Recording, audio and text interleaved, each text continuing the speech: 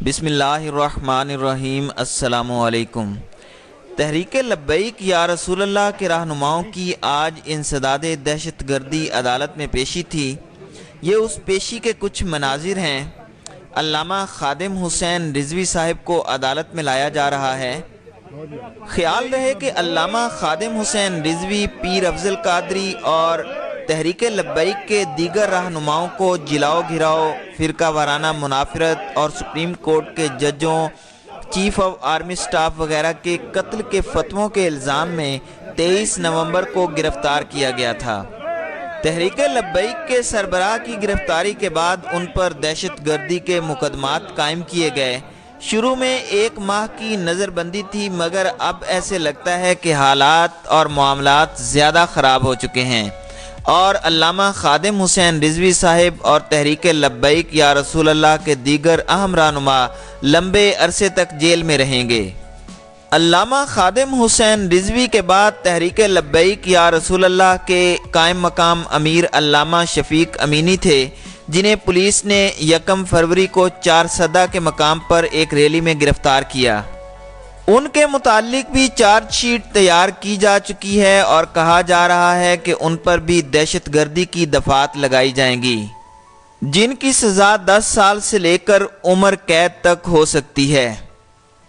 تحریک لبیک یا رسول اللہ کی قیادت کو جیل میں بھی بہت سی سختیوں اور تکالیف کا سامنا ہے۔ گزشتہ روز تحریک لبیک کے رہنما علامہ یوسف سلطانی کی جیل میں وفات بھی ہو چکی ہے۔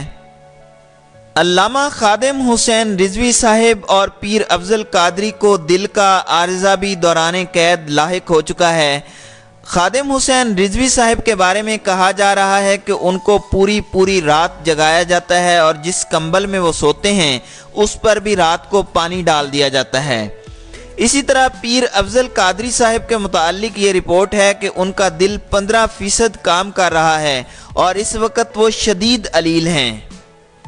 خیر، علامہ شفیق امینی کی گرفتاری کے بعد تحریک لبیک کی قیادت علامہ خادم حسین رضوی صاحب کے بیٹے حافظ محمد سعد رضوی نے سنبھال لی ہے۔